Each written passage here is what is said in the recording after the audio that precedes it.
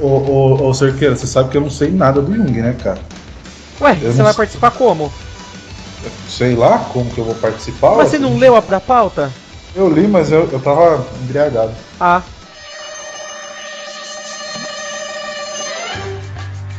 Bem-vindos, amantes da psicologia, apaixonados por conhecimento e cheiradores de pó de biblioteca. Você está ouvindo o Psicocast. Credo, por quê? Será por causa do pó. Fala aí, William, não é bom isso. Não, eu acho muito bom. Aliás, eu tô lendo um livro que chama Pergunte ao Pó. Ele ensina muita coisa referente a esses discursos dele. Ai, meu Deus, mas você pode dar. Não, é sério, o nome do livro é Pergunte ao Pó. Não, então já pega o livro aí, Will, pra ler um trecho pra gente no final. Ele é de Arturo Bandini. Alguém, se quiser, pesquisa aí quem foi Arturo Bandini. É o alter ego de John Fante, o magnífico inspirador de Bukowski. Mas aí é tema pra outra vida, né? Outra vida, outro podcast também. Podemos. É uma literatura adolescente também, né? Nossa, acabou com ele, coitado. Ai, não foi minha intenção. É que esse livro, ele tem essa visão apaixonada, adolescente, das viagens, né, do protagonista, não é isso? Não, o Pergunte ao Pó é assim, o Bandini, ele é novo, mas ele conta a vida de um jovem escritor. Então não tem nada de aventura, não. Tem muita coisa obscena, né? Ele procura prostituição. Tem uma frase do livro que eu acho muito interessante. Ele diz que você nunca pode negar uma experiência nua da vida. Se é que dá pra entender o que é uma experiência nua e crua. Então não é essa coisa clichê, né? Aliás, ele é um livro até um pouco antigo. Esses caras, eles foram muito problemáticos naquela época. Eu não entendi o que isso tem a ver com pó. Porque o cara, ele ficava hospedado num hotel, ele não tinha dinheiro, ele estava tentando publicar os contos dele. Então, o pó quer dizer a desgraça, ao pó, ao que desfalece, ao não ter nada. O corpo volta. Muito bom. É mais... Eu gostei. Ler esse tipo de coisa faz muito bem pra cabeça quando você tá meio perdido. Isso é literatura underground, meu querido. É literatura cult. Não. Gente, eu gosto voltemos para o Jung. A gente ia gravar um podcast sobre a vida do Jung. Pode crer. Sobre a vida do Jung. É mesmo. Mas uma coisa puxa a outra. Eu gosto do Jung também, embora ele nunca usasse nenhum tipo de droga, pelo menos Memória, Sonhos e Reflexões é a melhor dica de leitura do mundo. E eu quero ler o livro vermelho, pra você ver como é uma coisa nécia, né? Por conhecimento mais literário do que da ciência em si, né? Porque os livros científicos são outros, né? São os sonhos de Jung, as reflexões dele, e esse livro era o diário, não era científico, não era diário, as coisas que ele pensava, e principalmente o que ele sonhava, consta das imagens que ele tinha, quando a gente fecha os olhos, vem aquelas imagens assim meio sem explicação, daí ele desenhava também e deixava ali. É que a gente não tem vídeo, senão eu mostraria pra vocês, eu tô em frente a ele. Até. Você tem esse livro? Tenho. Ele fica aberto na sua casa como se fosse o na Salmo 23. Na cabeceira da cama, em vez de eu ler a Bíblia, isso.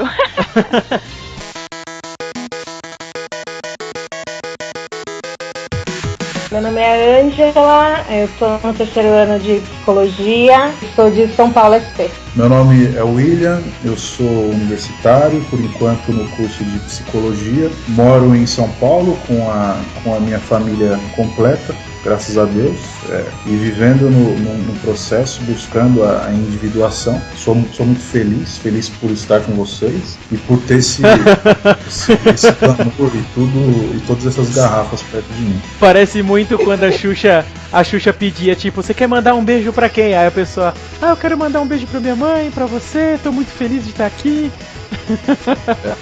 Obrigado pela consideração. Obrigado, Will. Mas muito obrigado, eu me sinto feliz de estar aqui também. Oi, meu nome é Cibele, sou psicóloga e tô na Zona Norte. Muito bem, aqui quem fala é o Rafael, universitário de psicologia, por enquanto também, porque desejo fazer várias graduações e nunca mais parar de estudar. Vambora tocar o barco pra frente, galera.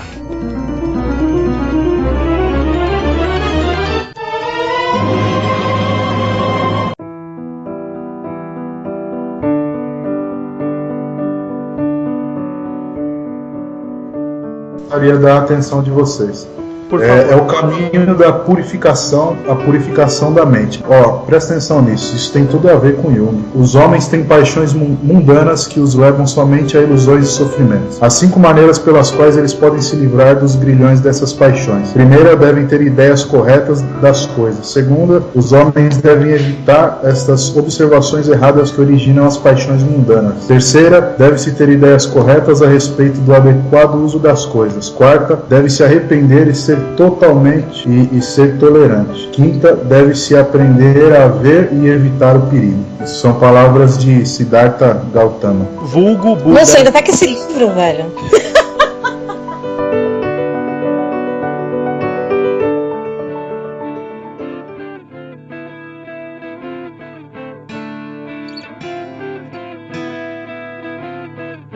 Vamos começar falando da infância e juventude do Jung, do lugar que ele morava. Você quer começar, William? Posso começar. Por gentileza, fale do pequeno Jung. Então vamos lá. O C.G. Jung, né? Carl Gustav Jung, ele nasceu no dia 26 de julho de 1875, no vilarejo de Cassville. Eu não sei a pronúncia correta. Eu tentei ver se eu achava, mas eu só posso dizer Cassville, na Suíça. Ele era filho de um pastor e, bom, basicamente o que eu me recordo e o que eu me sinto mais à vontade para falar quanto a algumas coisas dele. O Jung, ele era desde criança ele voltava-se muito para si mesmo. Isso daí é o que a literatura diz dele. Ele era uma pessoa bem... Como é que eu posso dizer? Introvertido. Ele era uma criança sozinha, né? Eu não usaria introvertido. É quando a pessoa ela se volta muito para ela, mas não no sentido tímido. Mas ele tinha essas relações. Sonhava, que eu acho muito bacana, é que ele lembra dos sonhos dele depois de adulto. E ele até estuda esses sonhos e utiliza nas teorias dele. Eu lembro de uma aula com a professora Cibele, que ela disse que um dos sonhos que foi decisivo é quando ele, se eu não me engano, o sonho era esse. Ele via um falo que era brilhante. É isso mesmo, professora?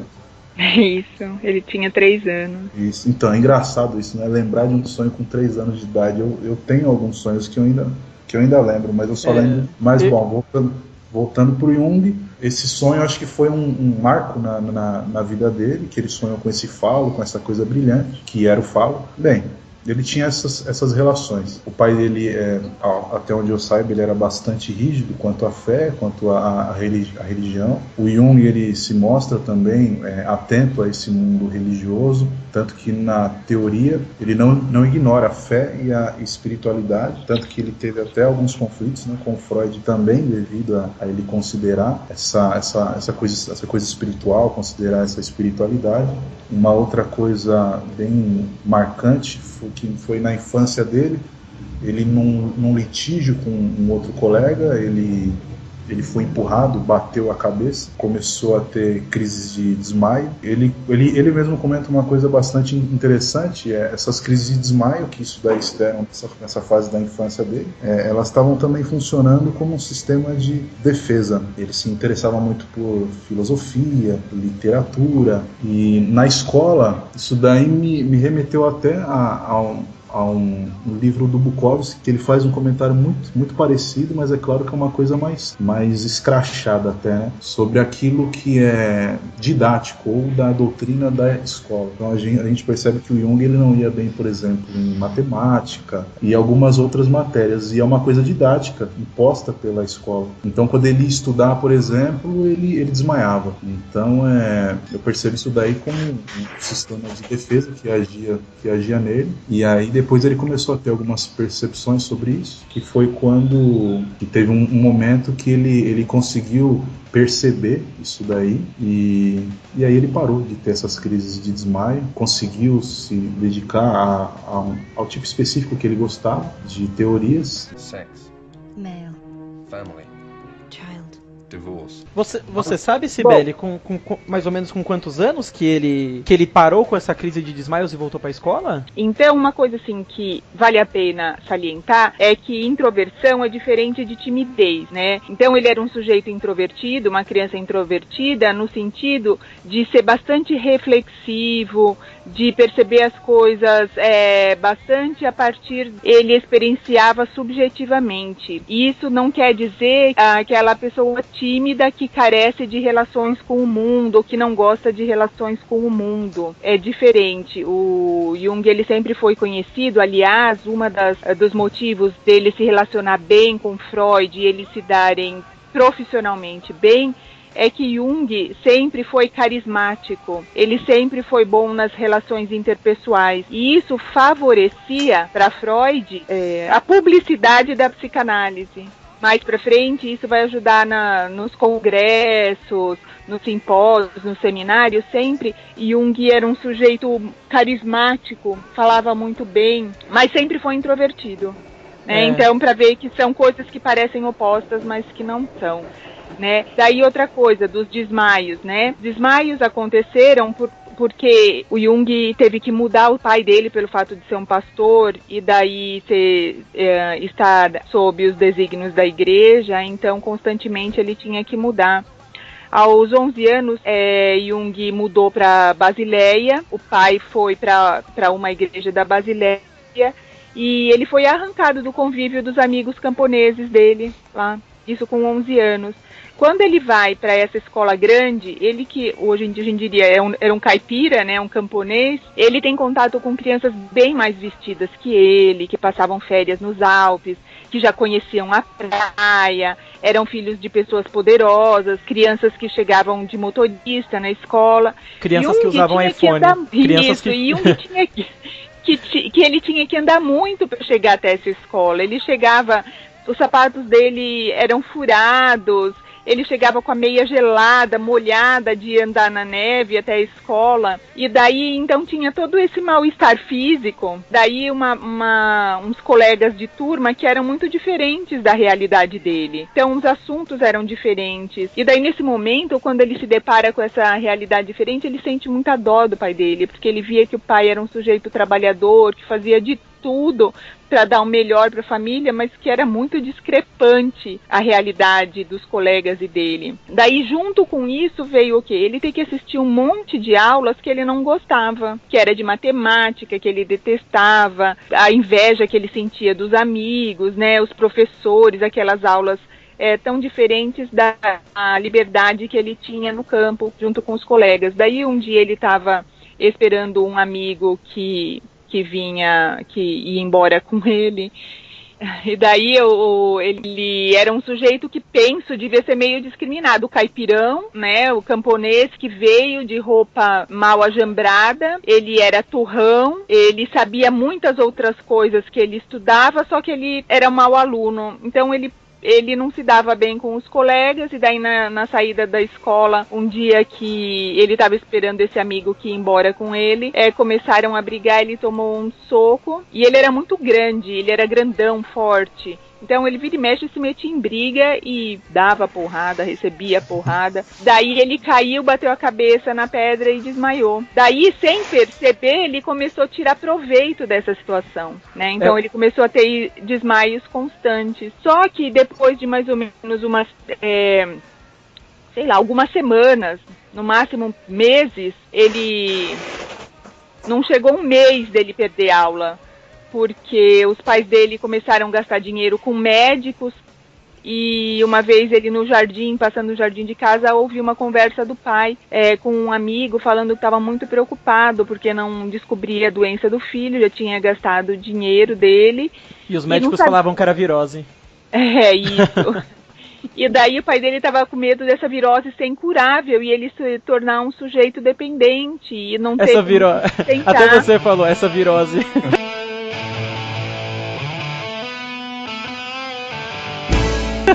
Mas eu falei de propósito, né? Porque às vezes vai, né?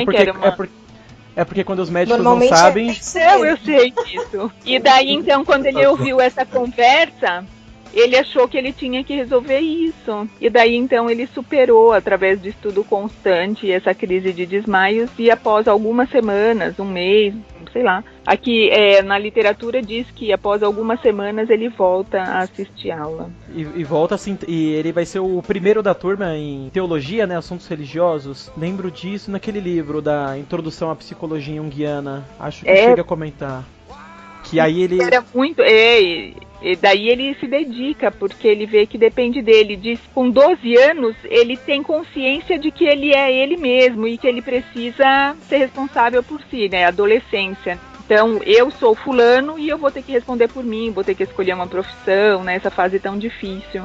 Acho que foi importante isso acontecer na juventude dele, porque ele vivenciou o que é sintomatizar alguma coisa, né? Sim, mais pra frente, quando ele começa a estudar a psique e as patologias e o desenvolvimento da personalidade, ele retoma essa ideia e ele fala, foi então aí nessa idade que eu descobri o que é uma neurose, né? Que ele teve uma neurose, ou seja, um conflito que produziu um sintoma, né? O sintoma eram os desmaios, e o conflito é, eu não quero ir pra escola, eu não gosto de ir lá, eu não gosto das aulas, eu não gosto dos colegas, mas eu tenho que ir. É o que acontece, acho que com todos ainda, na universidade. Eu preciso de dinheiro... Comigo acontece com relação ao trabalho.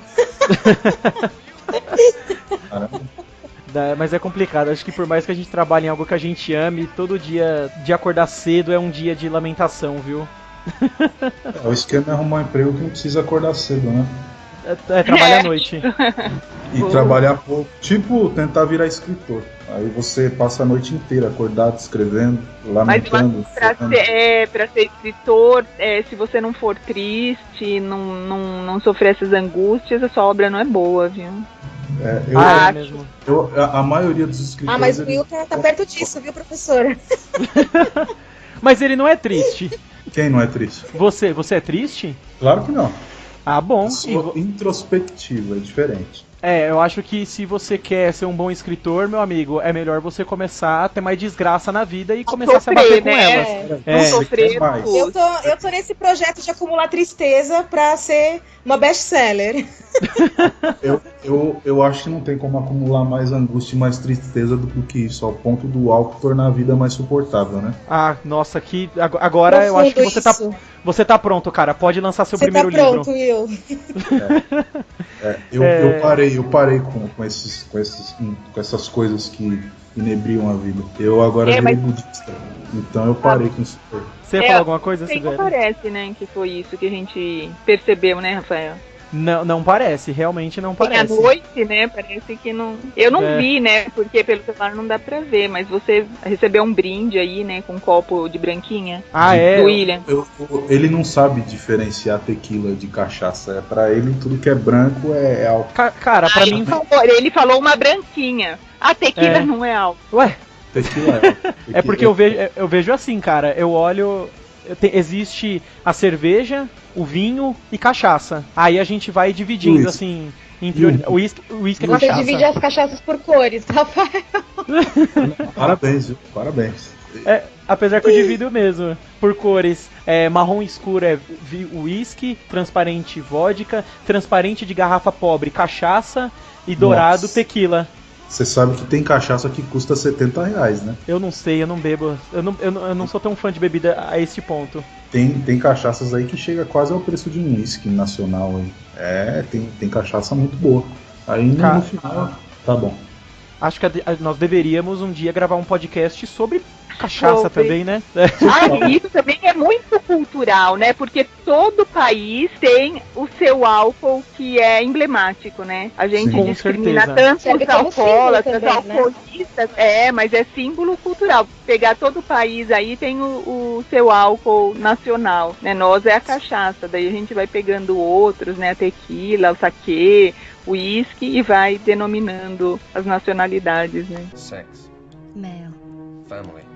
Child. Divorce.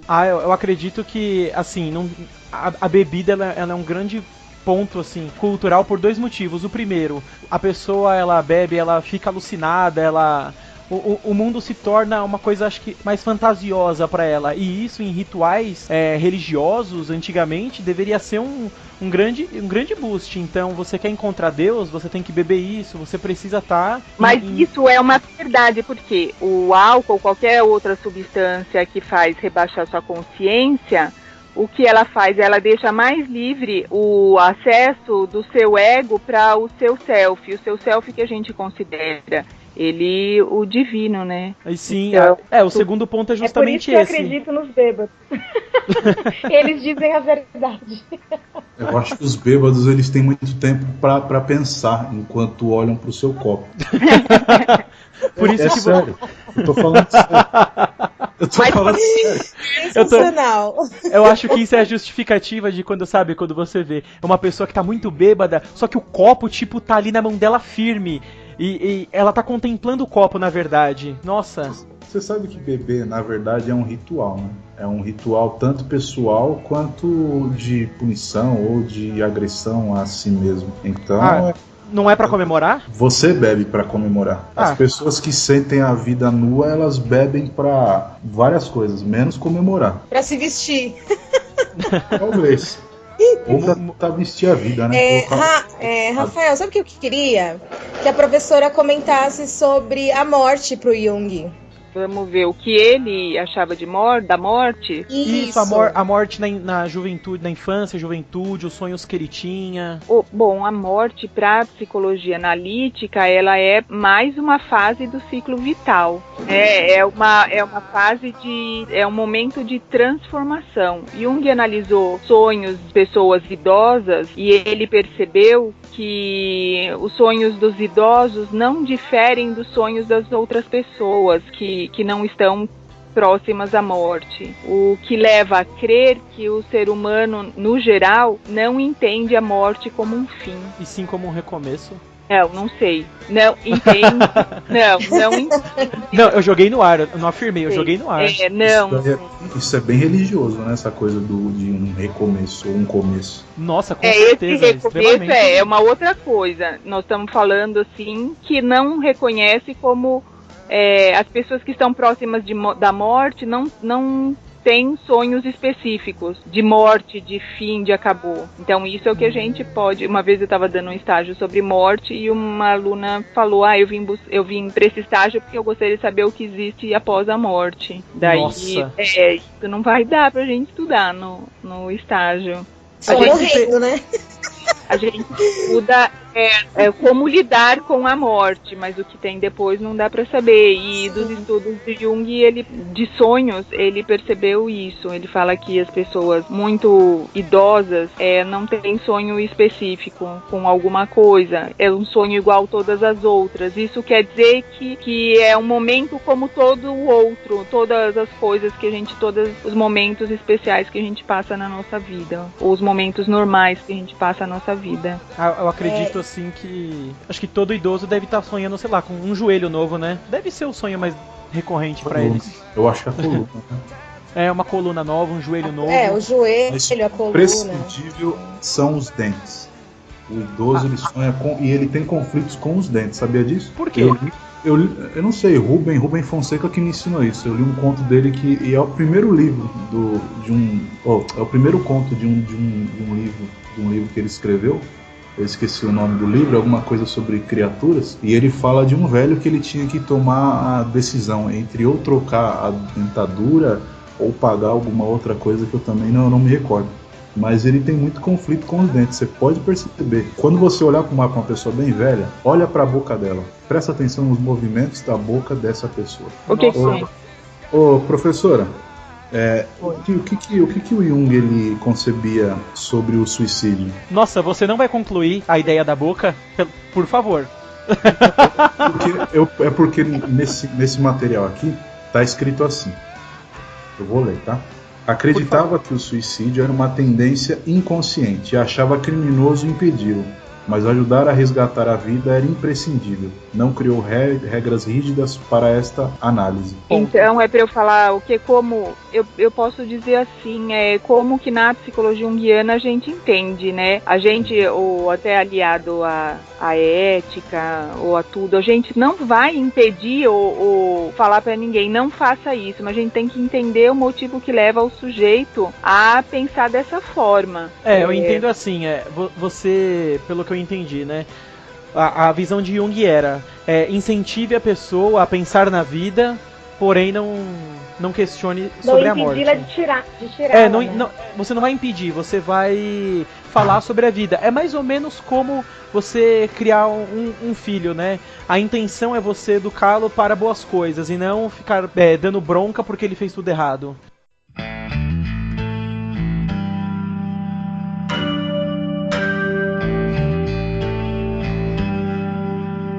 Jung fazia assim, eu acho que é muito emblemático. Você, né, o meu vínculo com você vai ser um motivo pra você não pensar na morte. Ou então você superar essa fase de pensar na morte. Então eu uso o meu vínculo com o sujeito pra ele passar por essa fase de aniquilamento que todos nós passamos quando a gente quer dormir demais, ou quando a gente pensa, nossa, eu queria fugir e voltar daqui a pouco.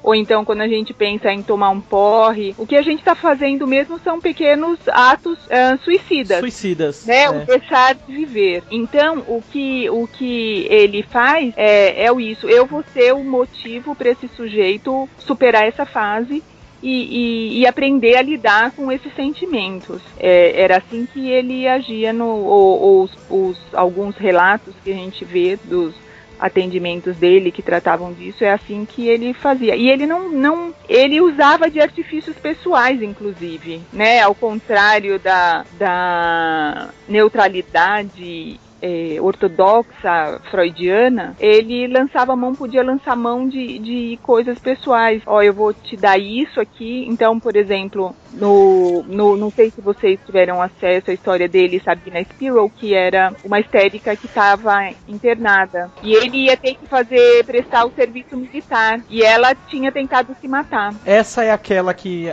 aparece num dos filmes? Isso, deixa eu ver se eu tenho o nome aqui. Não a do... Essa é a mesma... Sabina Spiro. Foi ela foi amante, depois que ela se formou e tal, eles tiveram um caso. Ah, sim, ela é aquela que é interpretada pela Keira Knightley no Método Perigoso. Isso.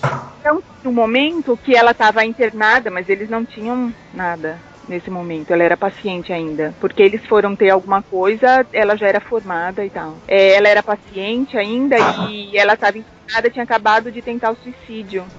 E ele ia ter que se ausentar e para ela não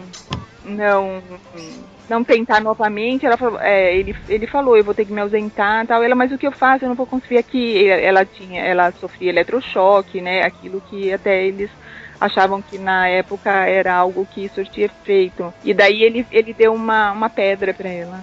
Era uma pedra que ele andava, que era a pedra da sorte, né? Que era uma coisa que ele dá essa pedra para ela cuidar, não é? Mesmo, ele fala, não, olha, aqui tá essa pedra, eu entendo que ela é minha alma, então eu vou deixar ela aqui com você. Então eu vou me ausentar, mas de certa forma eu tô aqui do seu lado. Tem um então filme que Jornada da Alma. Jornada da Alma. Acho que o nome do filme mesmo é Prendimi l'Anima, né? O nome, não sei, mas em português a tradução é Jornada da Alma. É, muito legal esse filme. Ele foca mais na história Nossa, gente, super me identifico com Jung. Onde eu vou, eu pego uma pedra. Esse filme, ele foca mais na história da menina mesmo, da Sabrina. Sabrina, né? Sabrina S. Sabrina. Apesar de ser um romance, não é biográfico, nada, é um romance. Como que é? É ficção. É ficção. Tem algumas coisas, né, que são verdadeiras. Isso da pedra é. Eu gosto mais de Um Método Perigoso. Sex. Male. Family. Child. Divorce. O Método Perigoso foi baseado, documentado. Aquele negócio dos tapas ali, eu nunca li em lugar nenhum. Mas que deu um tchan no filme, deu, né? Foi isso, porque todas as outras eu já li, e documentado, e também através de entrevista de familiares. Aquele lá, acho que foi só não sei, né? O chato é assim, né? Você tá na sua casa assistindo um filme, e aí seus familiares te questionam. O que você tá fazendo? Não, tô vendo um filme aqui pra faculdade, coisa séria. Até essa cena. Nossa, eu tô fazendo especialização junguiana. Daí você vê que aquilo é uma técnica, né? Já pensou? Com certeza. Uma vez eu fiz um curso de programação neurolinguística e fiquei 9 dias fora. E minha namorada fez várias perguntas sobre como que era, só que você não pode falar, porque quando essa pessoa for fazer, perde a graça. Aí eu não dizia, ela falava, você foi fazer um curso de 9 dias de orgia, não sei o que. Eu falei, aí ó o conhecimento sendo jogado no lixo. Vamos falar um pouco sobre como começou a vida acadêmica do Jung, que vamos ver o que a gente pode falar. Porque ele vai entrar para a Universidade de Medicina, um pouco por influência do tio dele, né, que era médico também. O avô dele. O avô dele era... Ele não queria fazer medicina, ele gostaria de fazer... Como é aquele que faz escavações? Não é antropologia, mas ele gostava tanto de arqueologia. Antropologia, arqueologia, ele gostava mais disso, de ciências naturais, só que ele não tinha condições de pagar a faculdade. Ele não... Vai vendo, né? Ele não tinha condições de pagar a faculdade. Aí nessa época, então, a família começou a pensar como que poderiam custear ou poderiam arrumar um ensino superior. Daí lembraram que o avô dele, o pai do pai dele, tinha sido diretor de uma universidade de medicina, que ele era médico. Inclusive é o homem de quem ele herdou esse nome, Carl Gustav. Então, daí ele conseguiu essa bolsa na faculdade de medicina e foi fazer medicina. Ele foi um aluno que se destacava. Então, quando ele entrou em contato com o manual de psiquiatria, ele descobriu que ele queria ser psiquiatra. Só que ser psiquiatra era ruim, que nem ser psicólogo hoje? Isso, a psiquiatria não era uma ciência de confiança, ela era estigmatizada. Então, todos os professores dele, principalmente o de práticas clínicas, os colegas, não queriam que ele seguisse esse caminho, pelo fato de ser um caminho estigmatizado. Mas ele falou que era a oportunidade que ele tinha de convergir tudo o que ele gostava. E nessa prática psiquiátrica, né, que ele vai fazer na Universidade de Zurique, ele também vai trabalhar como médico superior em uma clínica psiquiátrica, correto? Depois que ele se formou, ele foi fazer estágio na clínica no hospital, não sei falar o nome, Burgos, e com o Eugene Bloyer. Além também dele ter feito um estágio com agora eu não lembro se é Charcot ou Janet, não lembro se é... Acho que é com Janet, porque quem fez com Charcot foi o Freud. Da Pierre Janet. E foi então as primeiras experiências dele foram no hospital psiquiátrico com psicóticos, com esquizofrênicos, com Eugene Bloyer. É nessa prática, quando ele está trabalhando com psiquiatria, que ele começa a estudar os complexos e aquela técnica de associação de palavras? Ou é no momento posterior? Mas uma coisa que ele foi percebendo, que ele percebeu que existia alguma personalidade do sujeito que não estava bem explicada, assim, ele percebeu, e ele estudou bastante na tese de doutorado dele, porque ele estudou o comportamento de uma médium, que era uma prima dele, inclusive de 15 anos, que ele acompanhou por 2 anos. Ela entrava em estado de transe, né, ela recebia os espíritos e ela falava, tal, e na tese de doutorado dele, então, ele percebe que os espíritos que ela recebia, na verdade, eram aspectos dissociados da psique dela, que eram fenômenos psíquicos inconscientes, e que eles faziam eles faziam parte da personalidade dela. E daí, então, ele fala de inconsciente. Nossa, no doutorado, na faculdade, ele percebe essa coisa de inconsciente. Existe alguma coisa dentro da nossa cabeça que seria uma personalidade número 2. Então, aquela que eu conheço de mim, que eu sei de mim, é minha personalidade número 1. Eu sou Cibele, sou professora, sou casada, sou mãe, mas dentro de mim existe uma personalidade número 2 que eu desconheço. Então, existe uma Cibele que acha que é o Homem-Aranha. Exatamente. Ele percebe isso através do comportamento dessa médium, e isso quer dizer, essa personalidade número 2 dela vinha à tona quando ela estava com o ego rebaixado, né? E daí ele, quando vai estudar com Bloyer no hospital psiquiátrico, ele identifica essa personalidade número 2 nos pacientes. Então, o ego está rebaixado, a personalidade do número 1 está perdida, rarefeita, e quem age são as outras personalidades que tem dentro de cada um de nós. E quem foi que procurou quem? Então, foi o Jung que, com essas ideias do inconsciente, procurou a teoria do Freud? Ou foi o Freud que foi atrás? Esse Bloyer era um sujeito à frente do seu tempo. Ele tinha uma irmã esquizofrênica e ela sofria muito, ele via ela sofrer muito. Então, dessa experiência que ele passou com a família dele, ele fazia questão que esse hospital, que ele era diretor, agisse com muito carinho, muito afeto, sendo muito humano com os pacientes. E ele era um sujeito, como diretor, muito austero. Ninguém queria fazer estágio lá porque ele era muito bravo, ele era muito exigente. E Jung quis, e Jung supriu todas as expectativas dele e começaram a fazer trabalhos e pesquisas juntos sobre o inconsciente. E uma coisa muito bonita que eles dois entendiam é que nós não temos que fazer com que o nosso doente fale a nossa língua. Nós que temos que entender a língua dele. A gente tem que tentar descobrir o que ele está querendo falar pra gente. Não dar remédio, não usar métodos para ele falar pra gente. A gente tem que descobrir o vocabulário dele, pra gente falar o vocabulário dele, e daí juntos caminharmos pra cá, né? Pra realidade comum. É interessante que isso bate com aquela coisa, né? Que a gente brinca assim, que você não pode contestar louco, né? Que você não pode ficar questionando ele. Isso mesmo, é você lidar com o que ele tem e trabalhar, né? Não adianta você falar pra ele que não é, que... eu tô vendo um Deus. Você não está vendo Deus. Não, se ele tá vendo Deus, ele está vendo Deus. Aceite.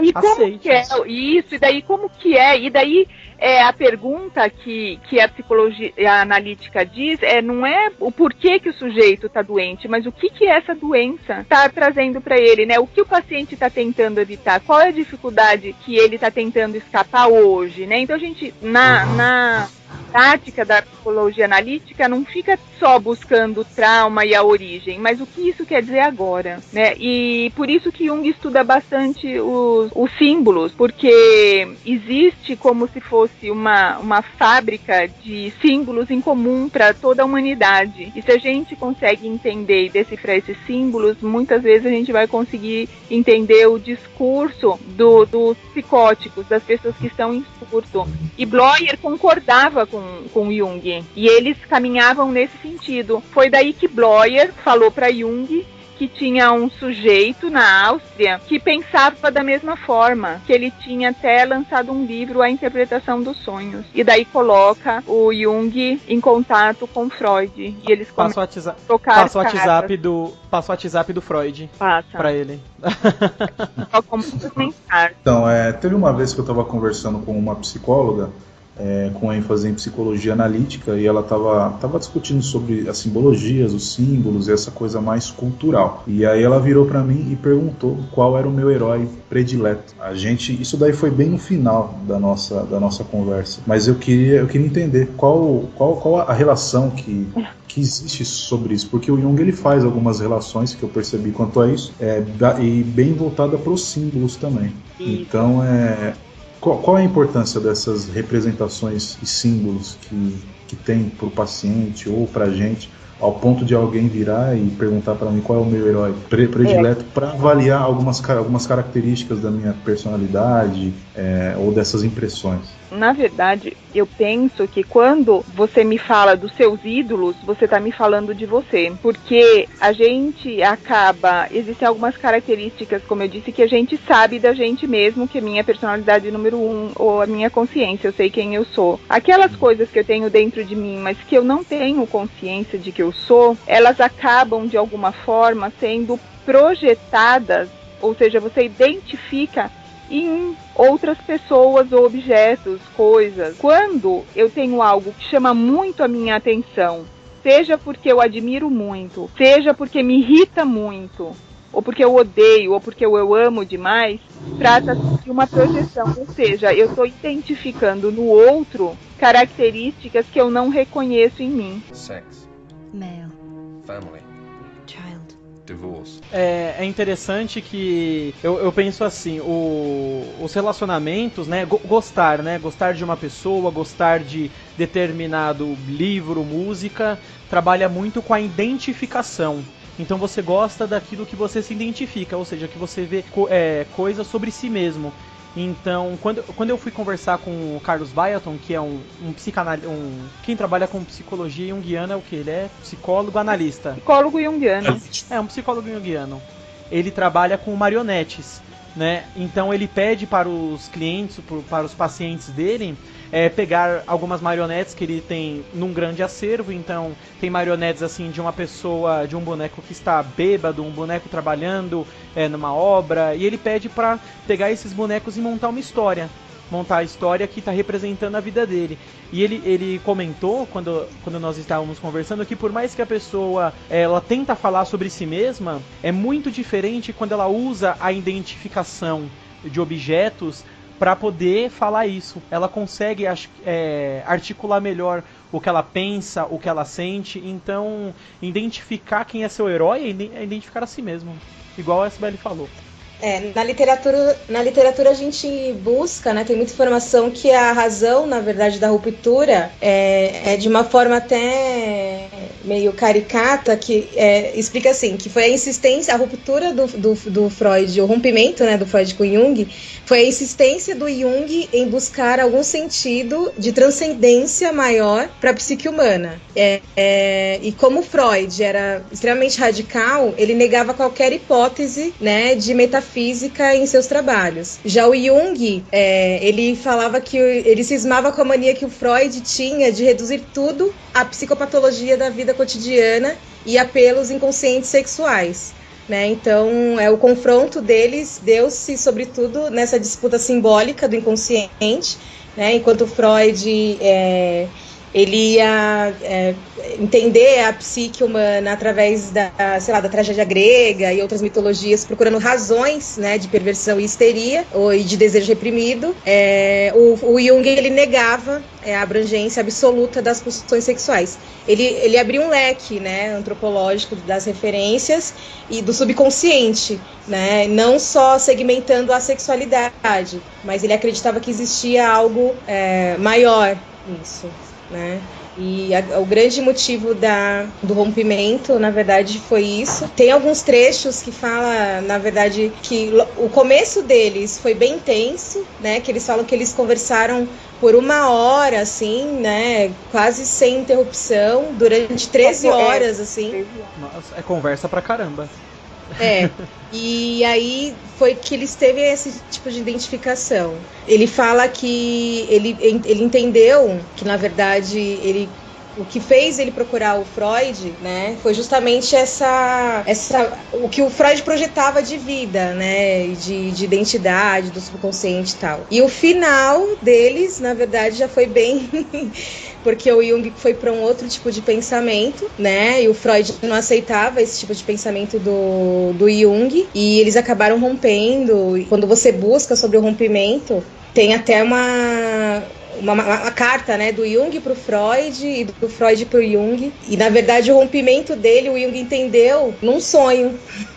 Ele acabou entendendo no inconsciente dele. Eu vou até contar um pouquinho do que eu encontrei.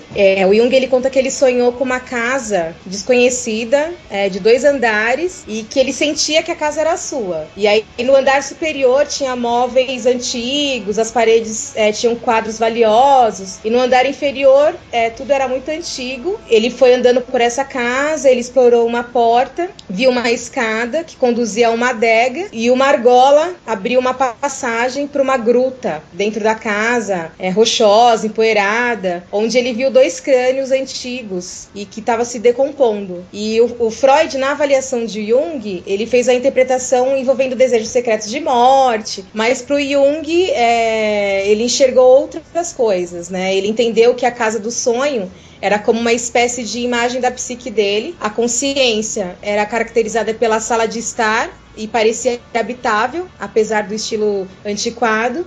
No andar térreo, que aí começava o inconsciente, né? Quanto mais ele descia em profundidade, mais as coisas se tornavam estranhas e obscuras. Ele fala que na gruta ele descobriu restos de uma civilização primitiva e o mundo do homem primitivo nele. E esse mundo não podia ser atingido pela consciência. E foi aí que ele entendeu, no caso, que ele fala sobre o inconsciente coletivo, né? Que ele teve essa ideia, e a professora pode me ajudar nisso. É isso mesmo. Não, tá certinho, é isso mesmo. começou a ver esse mal-estar em função de discordâncias. Primeiro, Jung queria estudar bastante mitos e Freud proibiu. Falou que mito não era coisa de psicanalista. Só que Jung entendia que mitos traziam muitas verdades ocultas, né? O que será que tinha?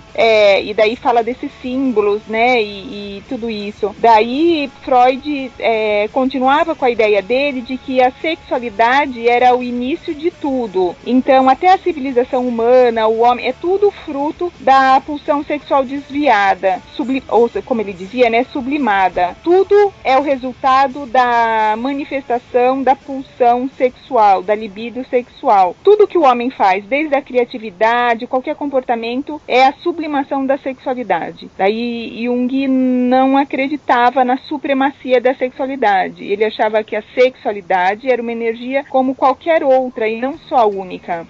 Ele acredita que nós temos essa energia mesmo, mas que ela é neutra. E ele então a denomina, né, depois de energia psíquica ou até de libido, mas que ela é neutra, ela pode ser sexualizada também, mas ela pode ser criatividade, ela pode ser uma dança, ela pode ser a espiritualidade, ela é neutra, mas conforme eu trabalho com ela, conforme no meu dia a dia, ela vai se tornando direcionada para aquilo que eu quero fazer. E para Freud, não, tudo é sublimação, né? Uma forma até de que aparece aí é um conceito importante, que é o conceito de espiritualidade para Jung, porque ele coloca que a espiritualidade é a nossa tendência a querer evoluir e a querer buscar um equilíbrio entre as coisas, e não, por exemplo, uma sublimação, né? Então eu tenho dois opostos, eu tenho, ou eu fico dormindo ou eu vou para a faculdade. Então a espiritualidade seria o desejo neutro de querer equilibrar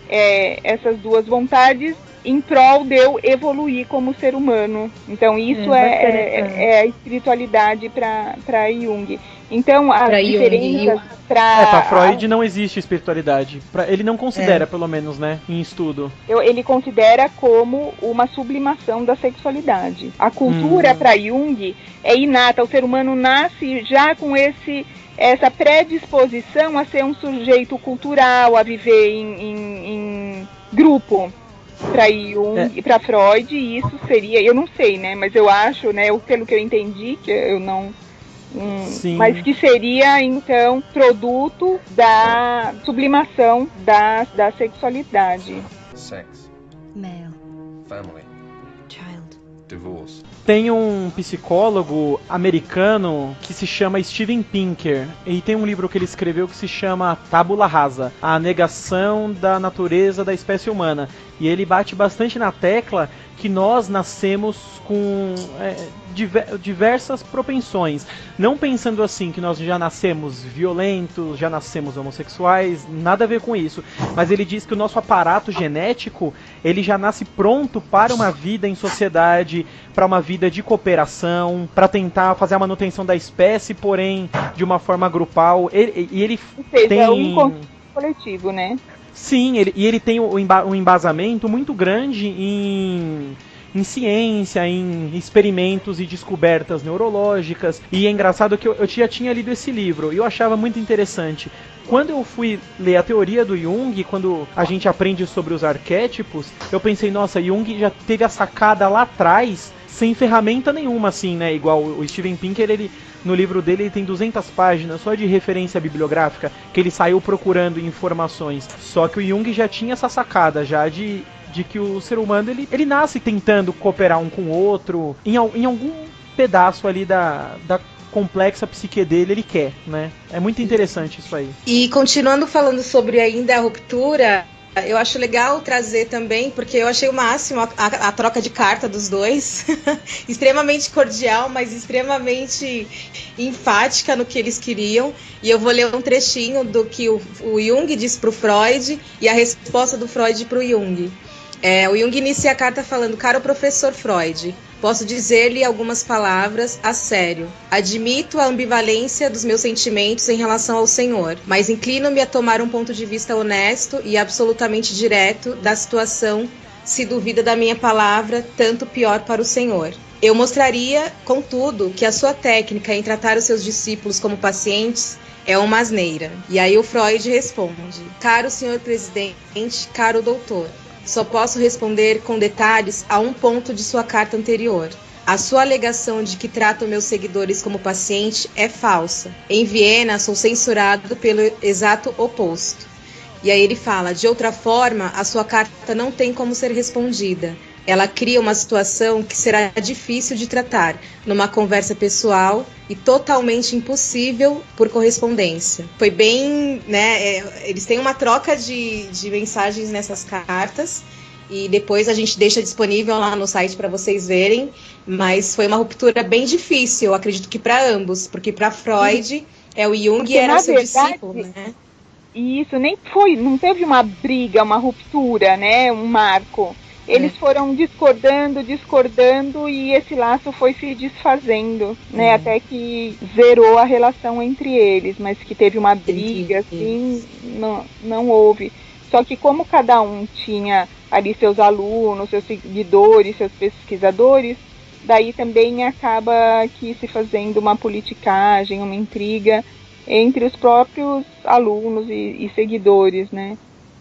E o que fica bem claro que é diferente no começo entre eles é, além da energia, que para Jung é chamada energia psíquica e ela é neutra, e para Freud energia sexual, que ela é de cunho sexual, o desenvolvimento humano. Então, para Freud, o desenvolvimento acontece através daqueles estágios psicossociais, né? Oral, anal, fálico e genital. E Jung é a individuação. Que é muito mais simples, na verdade, né? E complexo ao mesmo tempo. Para Freud, o ser humano é fragmentado em pulsões. Para Jung, ele é um sujeito completo, ele já nasce total e único. O inconsciente para Freud é formado por pulsões e para Jung o pessoal e coletivo também. E daí também há uma diferença nos sonhos. A cultura para Freud ela é vista como a sublimação da sexualidade e para Jung a cultura é vista como uma disposição inata. E entre outras, né? Mas eu acho que essas são as principais. Incrível. Legal. Bacana, mágico. Mágico, excelente, gente. Muito bem, se você tem alguma dúvida, algum questionamento, você realmente não concorda com o que estamos falando, você acha que tiramos todas essas informações do Wikipedia, entre em contato com a gente pelo nosso Facebook, pelo Twitter, e-mails. É isso, meus amigos. Muito obrigado pela atenção e até o próximo Psicocast.